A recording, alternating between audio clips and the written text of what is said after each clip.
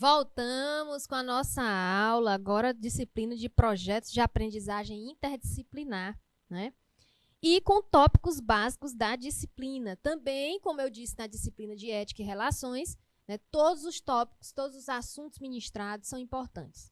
Mas eu sempre escolho, né, uns que a gente tem que levar mesmo para a vida, né? Tanto pessoal quanto profissional.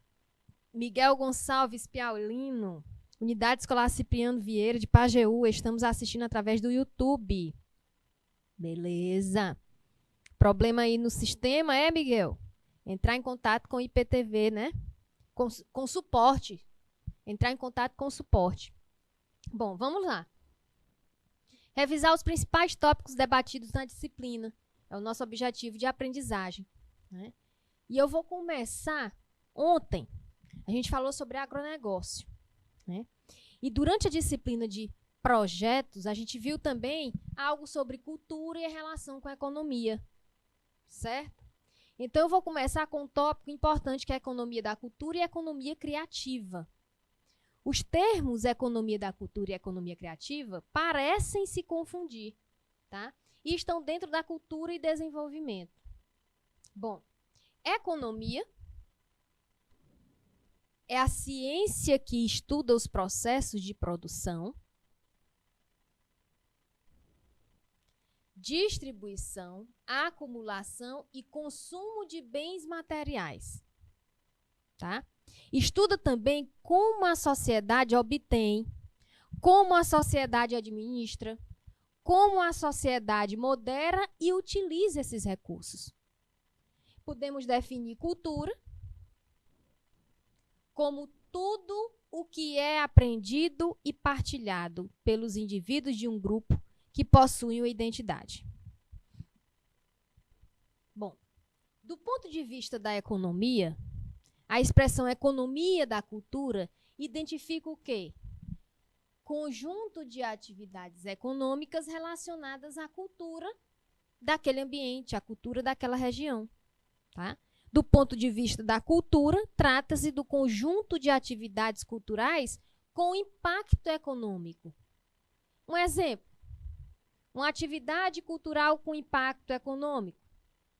Vamos lá. A gente já viu esse ponto. Eu tenho certeza que vocês vão me dar esse exemplo. Digam aí.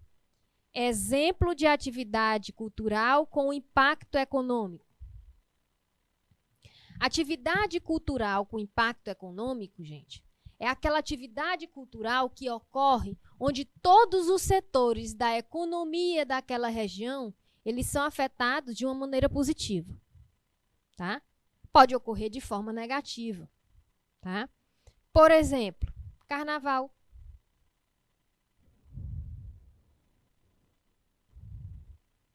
Carnaval no Rio de Janeiro, carnaval na Bahia, tá? Isso é só 2 exemplos. Carnaval em si, ele impacta a área econômica. Por quê? Vem turista, né? Aumento do número de turistas.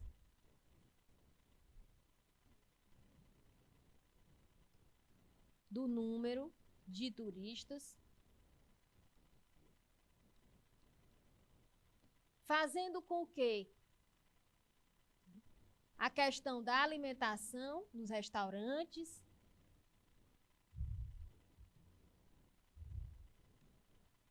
transporte, rede hoteleira,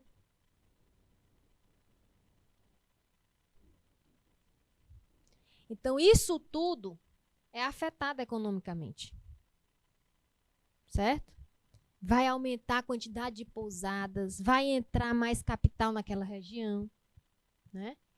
Pode-se incluir nesse conjunto qualquer prática direta ou indiretamente cultural que gere valor econômico além do valor cultural. A economia é, portanto, uma das dimensões da cultura, né? E a economia da cultura constitui um campo da economia. A expressão serve para definir esse campo, certo? Bom, cultura é mercadoria, mas mercadoria distinta, com duplo valor. Olha aí. A cultura tem duplo valor, econômico e cultural. Tá? O valor cultural, ela tem uma base, ela tem uma origem, ela tem uma história, ela tem um histórico. Né? Ela ocorre de tempo em tempo, dependendo daquilo que está ocorrendo. E cada região tem, tá? Esse valor cultural. Cada atividade, cada festividade dentro de uma região tem o seu valor cultural. Né? E tem um valor econômico. Por exemplo, São João, mês junino, festa junina. Né? Aí tem aquelas quadrilhas, tem estado, né, que reúne aquelas equipes. Assim como as escolas de samba no carnaval, pois tem estado que tem aquelas danças regionais, que reúne aqueles grupos, né, de dança. Aquilo ali gera uma economia. Mensurar economicamente a cultura não é só possível, mas necessário. Análises econômicas ajudam a entender fenômenos culturais e reforçam o quê? Uma percepção positiva das atividades culturais ao conferir a elas valor palpável. Para efeitos de reflexão acadêmica e de formulação de políticas públicas, prefiro usar a definição precisa estabelecida no estudo A Economia da Cultura na Europa, divulgada em 2006 pela Comissão Europeia, talvez o mais abrangente e profundo já realizado. Tá? Segundo esse estudo, a economia da cultura foi responsável em 2003 por 2,6% do PIB e 3,1% dos postos de trabalho dos 25 países que então formavam a comunidade europeia. Hoje são 27 países. A pesquisa está sendo atualizada. Tá? Cultura é capaz de trazer renda para a população. Né? Gente, quando tem show aqui, né? Vou dar só um exemplo, e aí no município de vocês também, quando tem show no final de semana, ou então durante a semana, e agora a pandemia teve um período que liberou, né? Aí agora começa o show, quase todo dia tem show, certo? E aí, na frente daquele local onde acontece o show, gente, tem muita gente com aquelas barraquinhas, né? Vendendo sanduíche. Porque termina o show, todo mundo tá com fome, né? Ou vai para uma lanchonete, né? Para um McDonald's da vida, né? Ou então senta bem ali na barraquinha, pede um cachorro quente, pede um hambúrguer, pede um mingau. Bom é mingau, porque reforça, né? Passa a noite todinha, a madrugada todinha, pulando, cantando, sem se hidratar, então toma logo um mingau. Vai logo para casa já com energia, né? Então gera renda, tá? Muita gente prepara, muita gente já sabe, né? Aquelas pessoas que querem ganhar um dinheirinho. E olha, eu digo uma coisa para vocês, não é só as pessoas de baixa renda, não, que bota a barraquinha ali na frente do local do show, não. Já vi famílias, já vi pessoas, né, que não é de baixa renda, não, e tá ali com uma combizinha ou um carrinho ali com a carroceria cheia de coisa para vender, tá?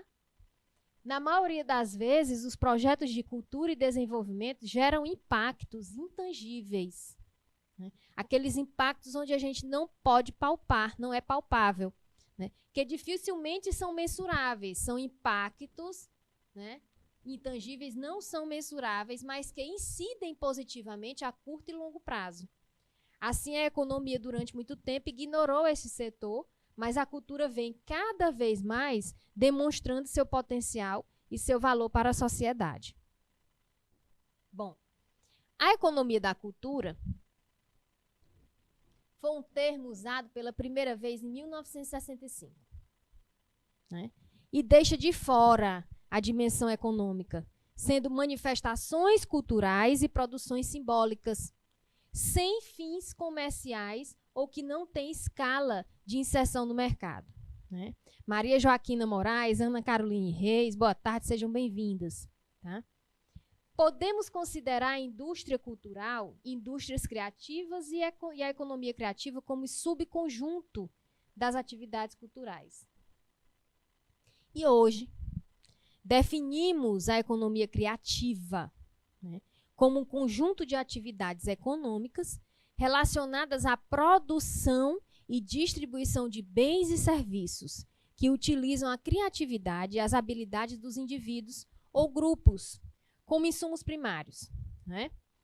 Isso entra como um caminho que serve para ampliar os ganhos com o uso da criatividade, conhecimento e desenvolvimento tecnológico, certo? A incorporação da criatividade ao produto e ao aperfeiçoamento tecnológico fazem aumentar a produtividade. Incorporação da criatividade ao produto e ao aperfeiçoamento tecnológico aumentam a produtividade do trabalho e o valor das mercadorias. Tá? Observem que, dentro da economia criativa, dentro da economia da cultura, há uma necessidade de quê? Está havendo uma necessidade de quê? Quando se incorpora a criatividade ao produto, né? Incorporar a tecnologia também. Certo? Então, o que é que a gente pode ver? Que essa economia criativa, essa incorporação da atividade ao produto, ela tem que evoluir tecnologicamente. Se não evoluir, será que vai gerar uma renda? Será que eu vou ter retorno de algo dessa economia criativa? Tá? O setor criativo no Brasil. Segundo a UNCTAD 2018, o setor criativo no Brasil emprega cerca de 11 milhões de pessoas, que é 5,5% da população total, incluindo 320 mil empresas. Tá? Ellen, boa tarde, seja bem-vinda. As indústrias do setor registram um crescimento de 70% registraram, né, entre 2005 e 2015 e representam 2,6% do PIB. Tá? O Brasil, certo, ocupou a 11ª posição mundial em termos de público que vai ao cinema. É um número que se traduz numa indústria que obteve 800 milhões de dólares de lucro em 2014. 11ª posição mundial em termos de público. Por quê? Vocês imaginam?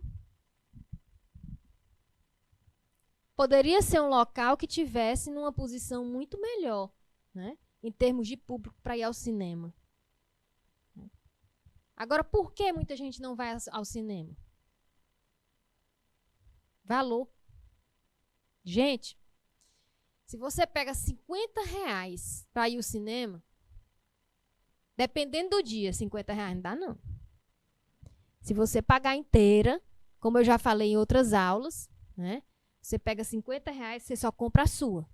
Se você for um adolescente, um jovem que está querendo conquistar uma gatinha e que está querendo levar ela para o cinema, saiba que R$50 você não pode levar para comprar o seu ingresso e o ingresso dela. Você vai comprar só o seu. Tá? E aí, tem adolescentes, né, tem pessoas que ficam aqui na internet vendo que dia é o preço promocional. Que dia que paga meia? Todo mundo paga meia, né? Lembrando que tem que levar o cartão de vacina, porque você só assiste o filme se levar o cartão de vacina. Aqui tá assim, certo? Eu fui assistir um filme, tá? E aí eles cobraram, pediram o cartão de vacina, tá? Beleza? E caro, né? Mas eu fui no período, no dia promocional. Eu fui no dia que todo mundo tava pagando meia. Para ver se sobrava um dinheirinho para pipoca, né? Porque se não sobrar, eu não ia comer em outro lugar. Só ia comer a pipoca. E nem gosto muito de pipoca. Porque eu fico ali entretida no filme, né? Mas ou eu como ou eu assisto. Eu sou assim. Não sei vocês, né? Previa-se que em 2020 o Brasil passaria, né, a ser o 5º maior mercado audiovisual no mundo. Uma projeção que terá que ser contrastada com os efeitos da pandemia. Né? A chave para esse crescimento está baseada nos fortes vínculos entre as indústrias cinematográficas dos Estados Unidos e do Brasil.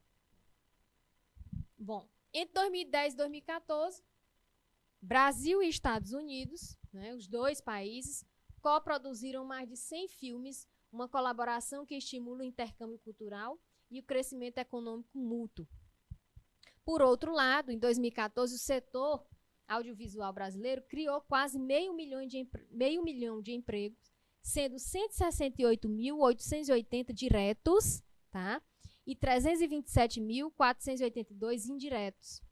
E o Brasil também, nessa época, foi o 9º maior mercado de música gravado no mundo e o maior da América Latina e o do Caribe, com um faturamento de 199,7 milhões de dólares. Bom, e o tamanho do mercado de trabalho cultural por países? Lembrando que esse tamanho do mercado de trabalho cultural por países, o tamanho, ele foi afetado na pandemia.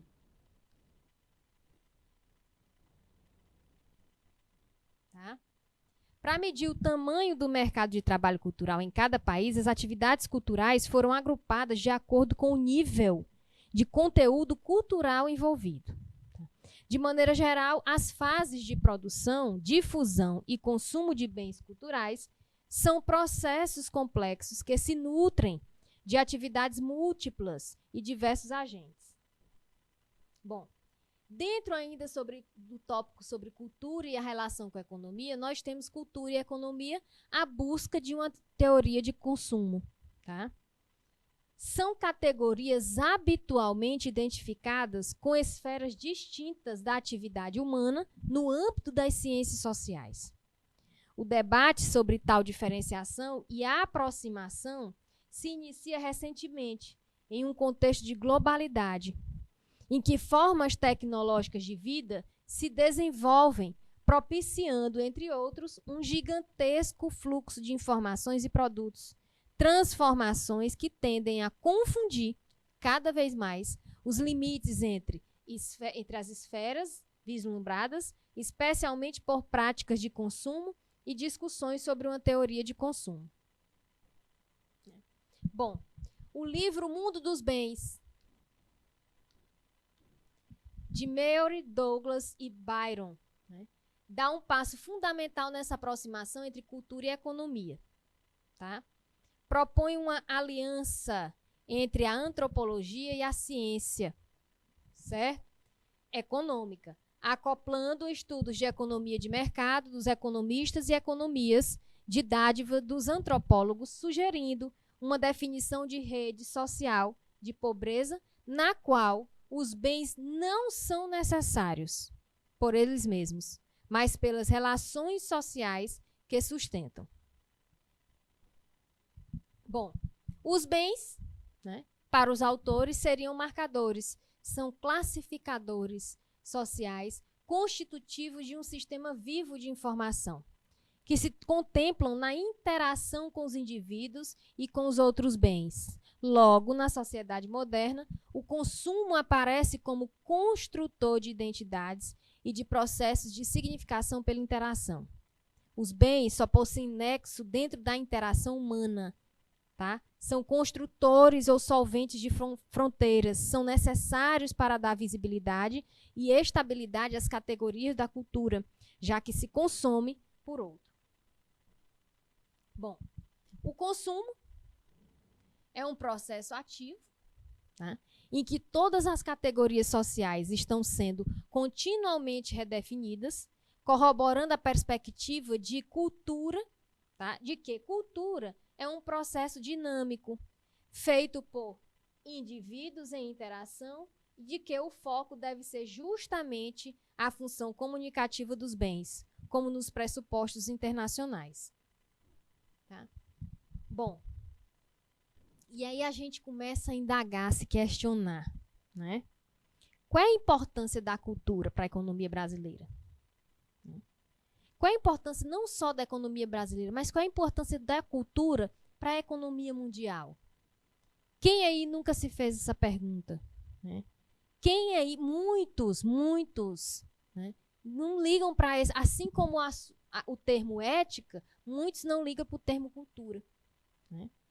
Então, cada vez mais a cultura vai ser central na formação da economia, né, e desse mundo futuro, disse o ministro da Cultura, Roberto Freire.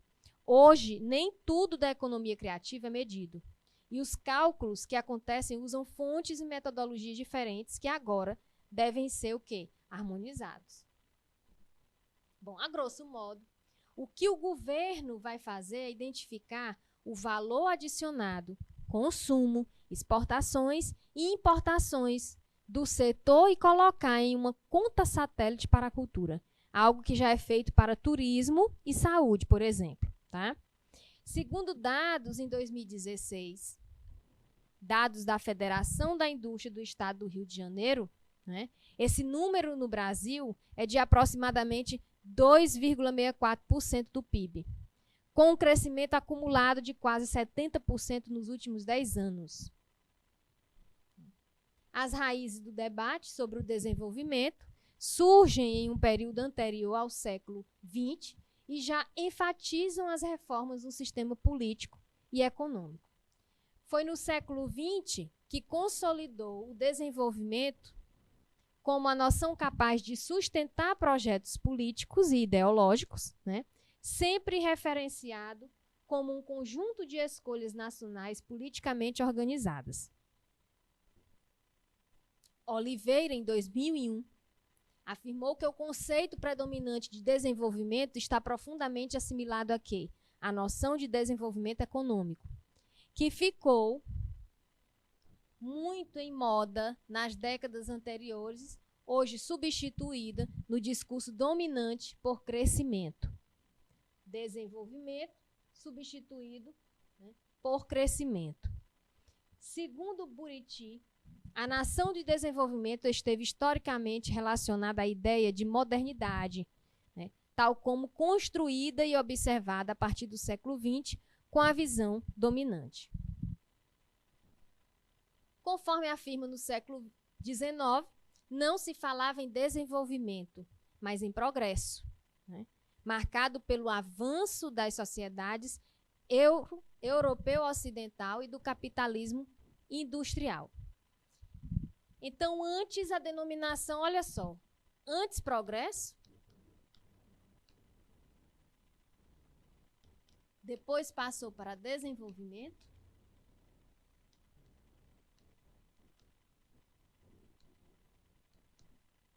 e agora crescimento.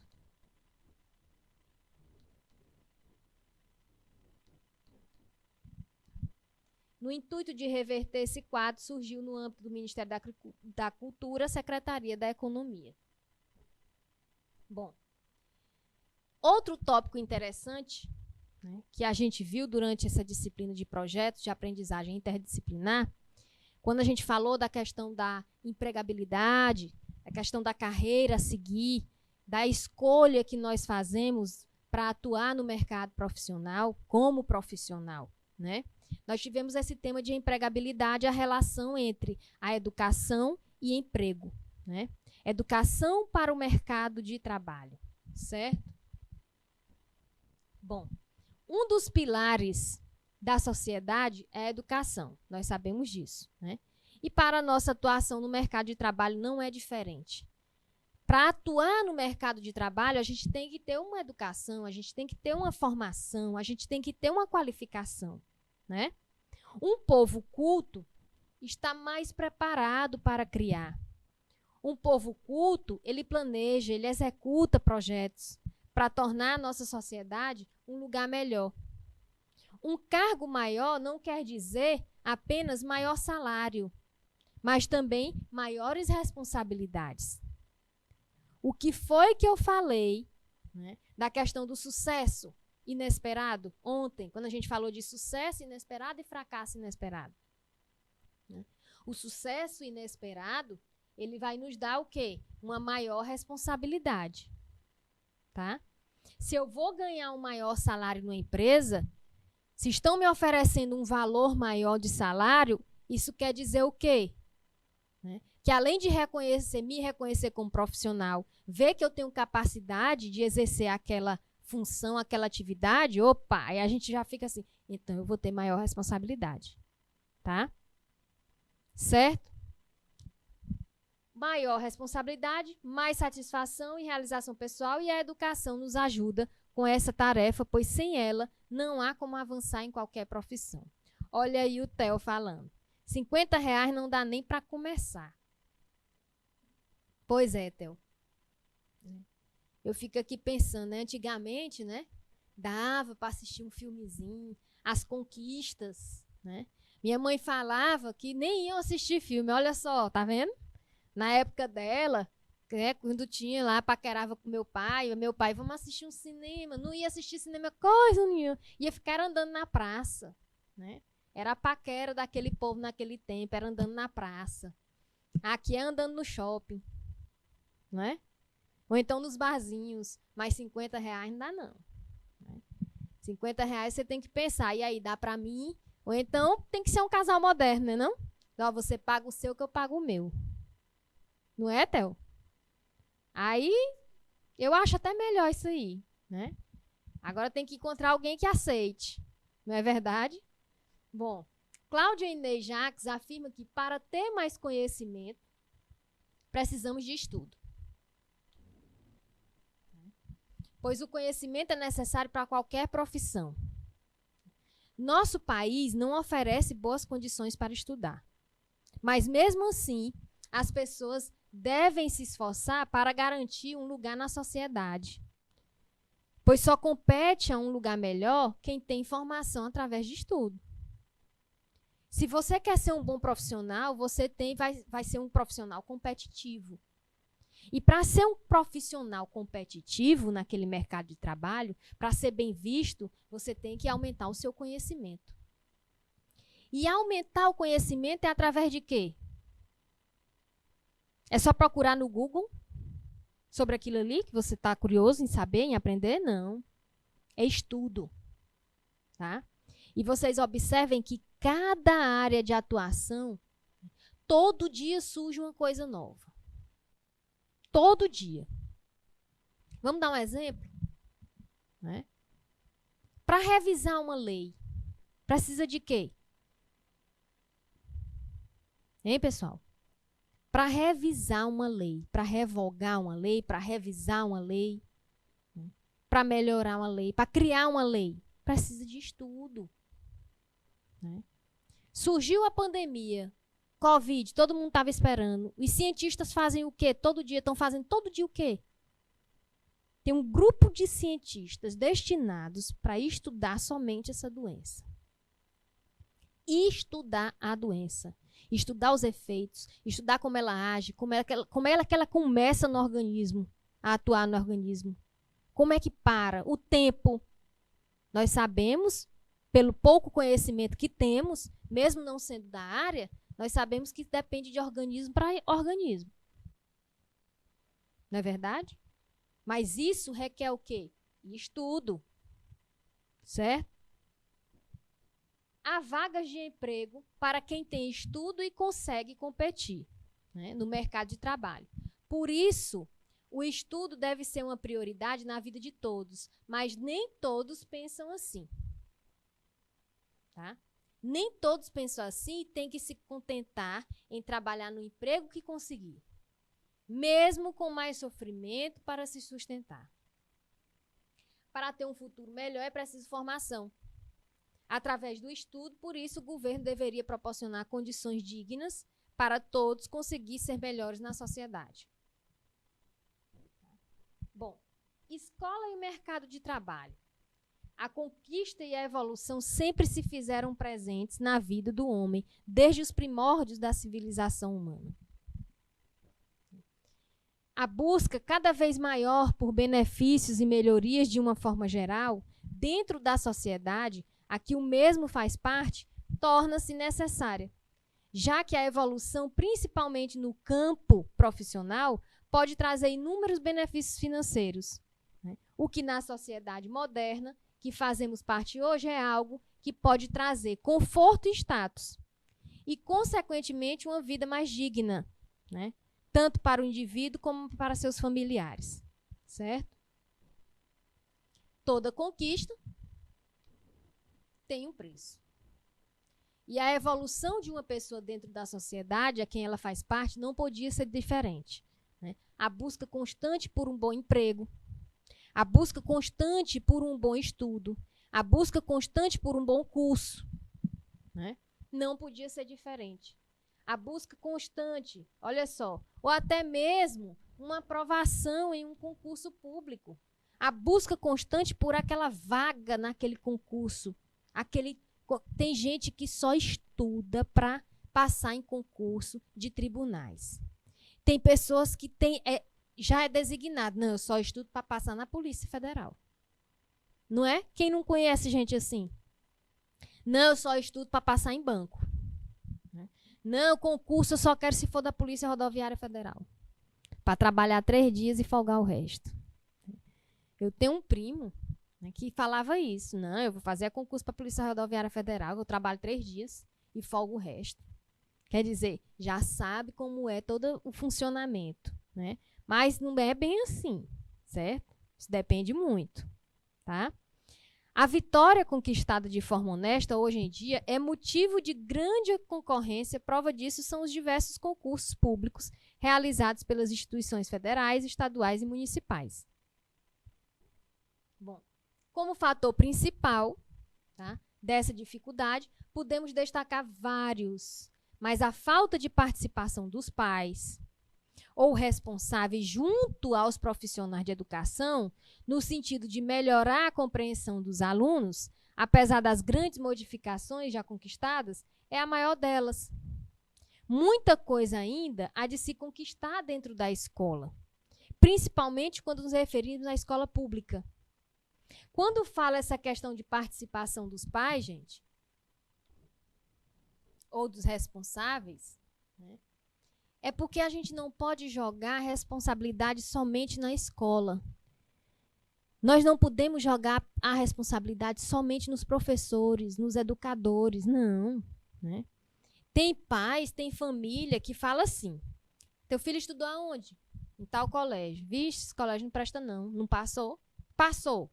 Está fazendo faculdade? Não. E estudou aonde? Aí relaciona, né, aquele problema do aluno, aquela falta de um curso bom, né, por causa da escola. Tem nada a ver. Tá? Tem pessoas que estudam em escolas aí top, nível hard, né, e hoje são o quê? Nada. Né? Não escolheram nenhum curso seguir.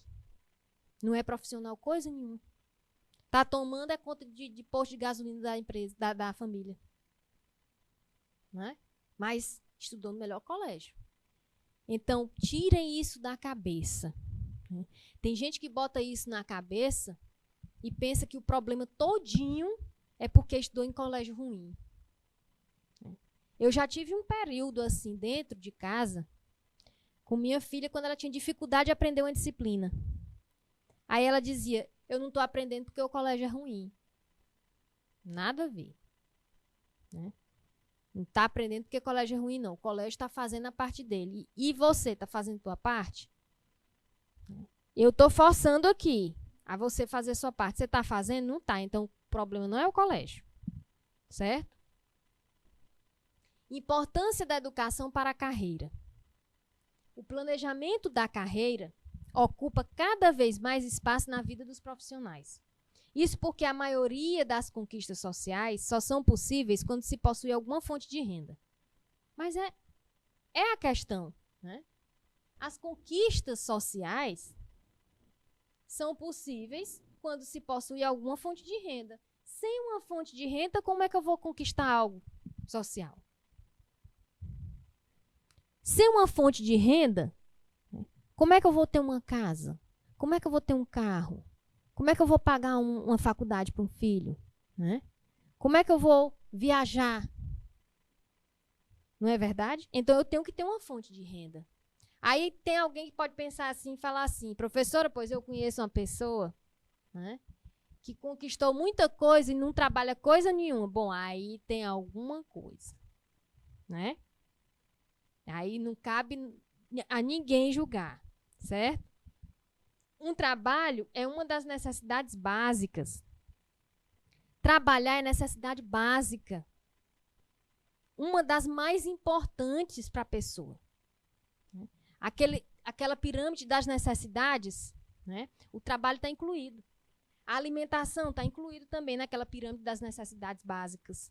Né? Alimentação, formação, instrução, trabalho, né? Educação.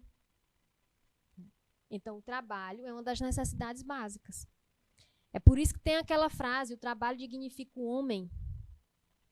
Uma pessoa que não trabalha, gente, não digo vocês, né, que são jovens, vão entrar no mercado de trabalho. Mas uma pessoa que não gosta, pronto, pessoas que não gostam de trabalhar, tem pessoas que não gostam de trabalhar. Tem pessoas que têm formação e simplesmente querem ficar em casa o dia todo, né? Se entregaram. Olha aí o Theo, hoje é Netflix. Então, tem pessoas que não gostam de trabalhar. Se entregam, passam o dia sem fazer nada. Com a cabeça ociosa, pensando besteira. Pensando besteira de si, pensando besteira dos outros. Ao ponto de que se essa pessoa sentar num ciclo, numa roda de amigos, não tem nem o que conversar. E se for conversar, só fala coisa negativa. Não é verdade? Quem não conhece alguém assim? Eu conheço muita gente assim. Pelo menos se fizesse algo dentro de casa, né? Algum serviço dentro de casa. Aprendesse a cozinhar para vender uma comidinha. Né? Aprendesse a lavar roupa para dizer assim, ó, eu estou lavando roupa, estou cobrando tanto por peça. Conheço também, né? Conheço também pessoas que simplesmente estão lavando roupa. Ó, chegou para mim, eu estou lavando roupa, estou cobrando tantos centavos por peça, tantos reais por peça. Não critiquei, não. Quando eu posso, eu mando. Eu, ó, estou passando aí, vou deixar aí para tu lavar. É uma renda, gente. Tá? Bom, assim como em uma carreira onde todo gerente já foi jovem aprendiz, estagiário ou assistente, a educação é importante independente do seu nível. Tá? O Theo falando aí que agora não é cinema, hoje é Netflix na casa delas. Ó, Theo. Afinal, além de diversos conhecimentos, há a troca de informações e é por meio delas que as pessoas começam a ter suas primeiras experiências em sociedade e aprendem a conviver com indivíduos, hábitos e opiniões diferentes, tá? Hoje o mercado oferece opções para pessoas, certo? Com os mais variados níveis de escolaridade. Mas a concorrência é grande, né? Sendo assim, o mais importante é estar disposto a ser bom e diferente. Tem concorrência? E aí? Qual é o diferencial que você vai ter? Você vai concorrer, né? A gente tem que ter uma educação para inovar, para pensar, agir e fazer a diferença. Certo? Quando se fala assim, o mercado oferece opções para pessoas com mais variáveis níveis de escolaridade. Não é só opção de seleção de emprego, não, para você ser jovem aprendiz, não. Tem concursos que já colocam lá o nível de escolaridade, ensino médio, ensino fundamental. E vocês acreditam que tem gente de nível superior que vai fazer esses concursos para nível médio e esses concursos para nível de ensino fundamental? Né? Tem gente que fica com medo. Tem gente com o nível do ensino fundamental que fica com medo. Ah, fulano é concorrente, é meu concorrente no concurso e ele tem um curso superior. Não fique com medo, não. Porque enquanto a sua cabeça, sua mente está fresquinha, está atualizada, ele ainda vai ter que estudar, fazer um cursinho, se preparar. Você também pode se preparar, mas sua cabeça está mais fresca.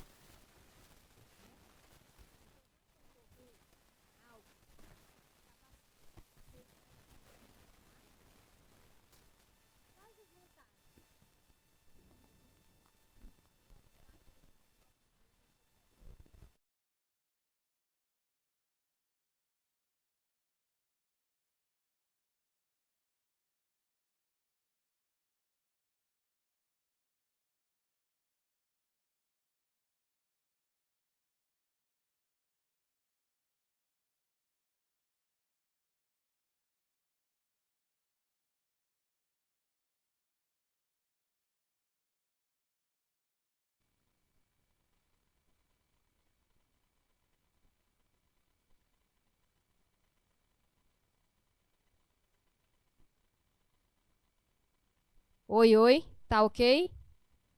Beleza, vamos lá. Vantagens em optar por curso profissionalizante ou técnico. Alta empregabilidade, curta a média duração, ou seja, menos tempo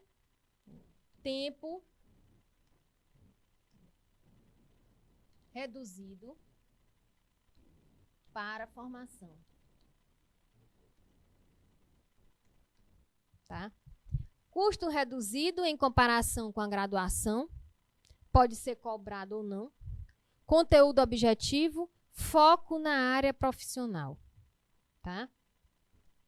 Como começar em um curso profissionalizante? Existem diversas ofertas de curso profissionalizante presencial e online. O primeiro passo é escolher o setor de atuação. Tá? Tecnologia, gestão, saúde são diversas opções e níveis de qualificação, do básico ao técnico. Lembrando que vai fazer presencial online, verificar se há certificado. Tá? Os cursos profissionalizantes e técnicos também oferecem cursos de aperfeiçoamento nas áreas escolhidas, né? E novas técnicas para o especialista. Os setores de serviços estão sempre passando por atualizações de mercado e necessitam de profissionais atentos, né? Já estão disponíveis na rede cursos profissionalizantes e técnicos no formato EAD, que é educação à distância. Verificar também se há certificado. E o que é educação para a carreira? O conceito original de educação para a carreira, que é da década de 1970, a define como um esforço total da educação e da comunidade, de forma mais ampla, né, aplicado para ajudar as pessoas, né, a se familiarizarem com os valores de uma sociedade orientada para o trabalho. Tá? Ajuda a integrar tais valores aos sistemas de valores pessoais e a implementá-los à vida. Ao tornar para si esses valores, as pessoas poderão ser participativas, em condições favoráveis, de forma crítica e responsável na sociedade e poderão desfrutar de uma vida significativa, digna e satisfatória. Além de compreender o papel da escola e dos demais atores envolvidos nesse desafio, é preciso antes compreender o que é carreira, tá? Bom, definiremos aqui carreira como algo que é construído ao longo da vida e que envolve diferentes papéis, incluindo de trabalho, e é inserida em um mundo imprevisível, tá? Para ampliar a compreensão dessa definição, vamos apresentar cada um dos elementos que compõem a alternativa, acima separadamente, em breves justificativas, né? Carreira. Por muito tempo, principalmente na sociedade industrial, pensar em carreira estava associado a quê? Ah, eu vou ter uma carreira. Qual é a carreira? Antigamente, as pessoas antigas, né, daquele tempo perguntavam qual é a carreira dele, né? Era a escolha de uma profissão. E as pessoas tendiam a entrar num emprego, né, e progredir de forma linear nesse local por muito tempo. Bom, a imprevisibilidade que passou a marcar o mercado de trabalho a partir da década de 90, influenciada pela globalização e pelas transformações tecnológicas, né, antes aquele ciclo de escolher uma profissão, emprego, desenvolver-se, evoluir e então aposentar-se, que era se desligar. Né? Durava uma vida, demorava demais, certo? Hoje, essa mesma sequência pode acontecer em períodos de tempo mais curto, podendo se repetir dezenas de vezes ao longo da vida. Né? Antigamente, pessoal, a pessoa trabalhava, né? Trabalhava, se aposentava, não queria mais saber, não. Se aposentava e ficava em casa. Hoje, a maioria das pessoas que eu convivo, que eu conheço, né, que estão se aposentando ou já se aposentaram, não estão paradas. Vocês sabiam disso? Não estão paradas de maneira alguma, estão trabalhando. É por isso que tem aí, diz, ó, podendo se repetir dezenas de vezes ao longo da vida.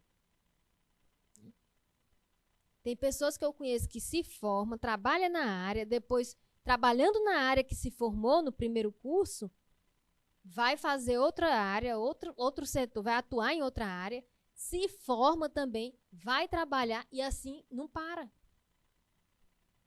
Tá? Então, isso pode se repetir, certo? Recebe como aposentado, depois se faz outra coisa, né? Aí começa a trabalhar, fica recebendo a aposentadoria, né? E o saláriozinho. A carreira envolve diferentes papéis. Muitas vezes, quando pensamos em carreira, pensamos no papel profissional e de estudante que a pessoa desenvolve, né? Porém, um dos principais teóricos da orientação profissional, Donald Super, na década de 80, questionou essa crença, né? E reverenciou uma frase com muito sentido na forma de compreender a carreira atualmente, que diz: enquanto o indivíduo trabalha, ele vive a sua vida. E aí?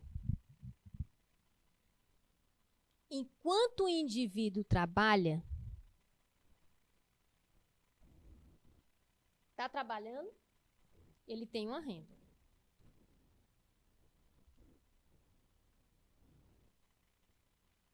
Ele está ocupado.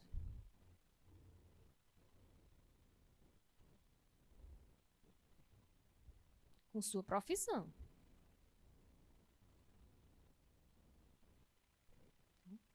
Ele tem uma renda, ele está ocupado com sua profissão, ele vive a vida dele, ele vai ter, sim, uma vida social.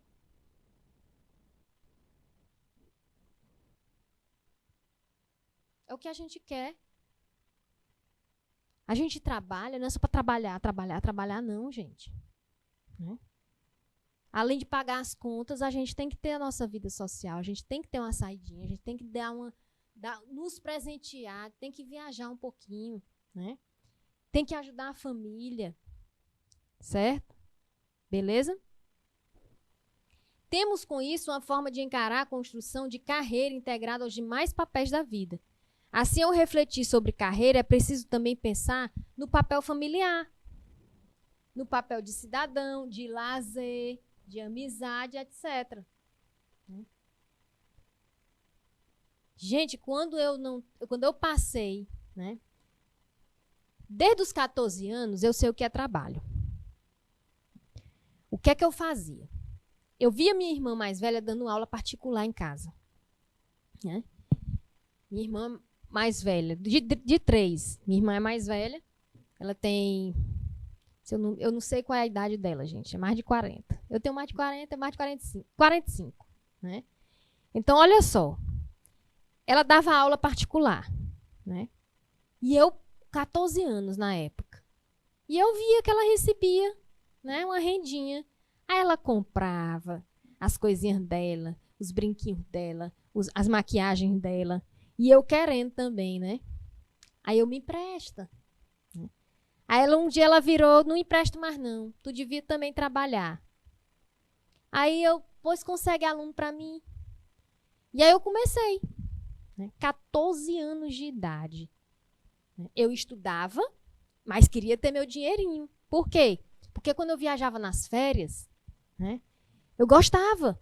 Eu ia para Floriana, eu ia para o Cais. Né? Carnaval, eu queria ter para comprar aqueles glitter para botar na maquiagem, né? Para comprar fantasia, aquelas penas coloridas para fazer aqueles arranjos na cabeça. Ah, eu dava maior valor àquilo ali. Hoje eu não uso. E aí eu via minhas primas todas se arrumando, e eu disse, não, eu tenho que ter também, né? E eu comecei a dar aula particular, né? Para ensino infantil, certo? Com 14 anos de idade. E o dinheirinho entrando. E de lá para cá, o único período que eu parei, gente, até no curso superior, eu estudava um horário, trabalhava em outro. Não parei. Né? E aí teve um período que eu parei, que eu passei, se eu não me engano, quase um ano, ou um ano e meio, sem trabalhar. Só estudando. Gente, não é normal, não. Quando você tem a sua renda, você está construindo ali, né, a sua carreira, certo? E aí você para de trabalhar. É ruim demais. Né? Aí, quando tinha as viagens, quando tinha as férias, eu não ia. Passava as férias em casa. Né? As amigas ligando, vamos sair final de semana, vamos se encontrar no shopping. Né? Vamos para um happy hour, vamos comer uma pizza. Não ia. Né? Mesmo se tivesse algum amigo dizer assim, não, eu pago a tua parte. Né? Mesmo o pai e a mãe falando, minha filha, eu lhe dou, aqui, tá aqui o dinheiro, ensaia. Eu não ia, eu não conseguia. Por quê? Porque foi desde os 14 anos, aí já depois de muito tempo, né, já adulta, certo? E aí não conseguia renda, era só estudando. Aí eu, eita, esse negócio não dá certo, não. Né? Eu vou voltar. Né? Vou retomar a minha carreira. Né? E é assim, a gente tem que ter uma coisinha, gente, uma renda, né, para ter o nosso lazer. E isso é bom até para a nossa saúde mental. Tá? Sabiam disso? A gente se reunir com amigos no final da tarde, num final de semana, né? Combinar, vamos se encontrar, vamos comer uma pizza, só para comer uma pizza, comer um sanduíche, né? Ir ao cinema. É bom demais. Tá? Então, vocês já estão com um degrau, pisando um degrau a mais, acima daqueles que ainda estão fazendo um curso superior, vão sair do curso superior, vão atrás de emprego, e vocês já fazendo o ensino médio e fazendo o técnico.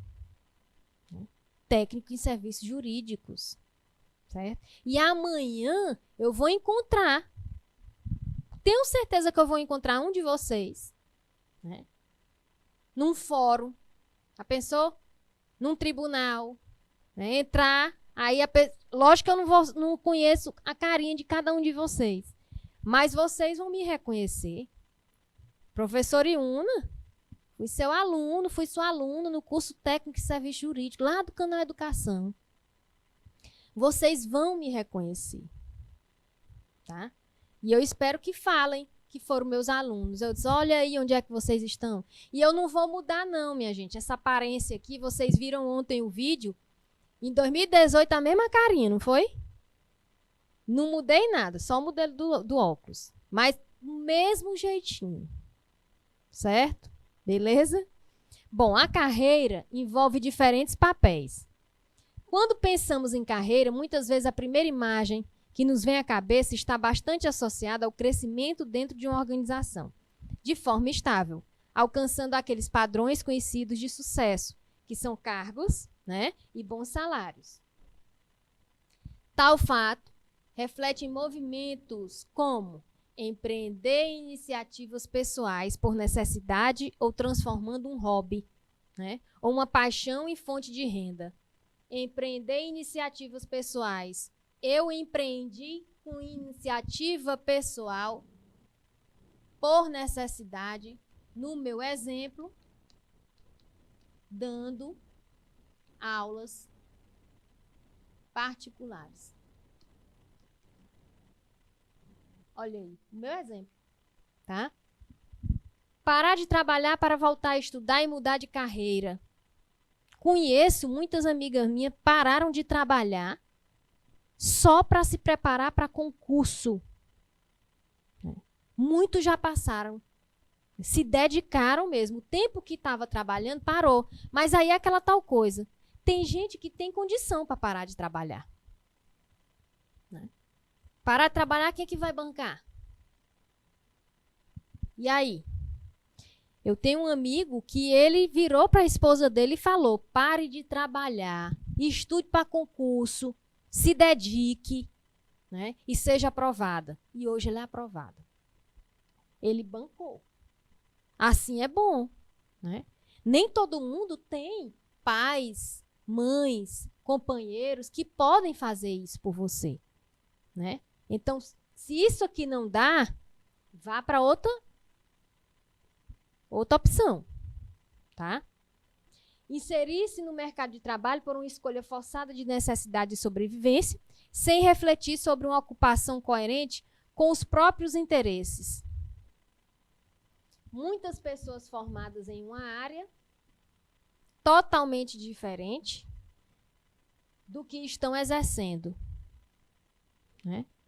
Necessidade. Prestar serviço por meio de aplicativos e tantas outras formas de gerar renda, tá? A partir de um trabalho, sem necessariamente ser empregado. Conheço também profissionais já formados, trabalham um horário na profissão que se formou e no outro horário estão sendo Uber. Agora eu lhe pergunto, tem gente que tem vergonha. Gente, trabalho, você trabalhar, honrar com suas responsabilidades financeiras, ter o seu lazer, né? Ajudar a família, ajudar dentro de casa. Se você é pai ou um filho que tem que ajudar dentro de casa, isso não dá vergonha para ninguém, não. Isso é bonito. É melhor do que ficar em casa sem fazer coisa nenhuma, né? Só reclamando, né? Quem reclama está clamando 2 vezes, né? Está clamando algo ruim 2 vezes, então é pior, né? Então, pare de reclamar, ou estude, se capacite, se qualifique, tá? Se der tempo trabalhar, vai atrás de alguma coisa temporário, só para lhe manter ali, né? Pagando as continhas. Depois estuda, passa num concurso, ou então arranja um emprego e tá tudo certo, tá? Ficamos por aqui, tá? Adorei estar nessa sexta-feira com vocês. Próxima semana eu encontro cada um e próxima sexta-feira também estarei por aqui, beleza? Bom final de semana, um abração a todos.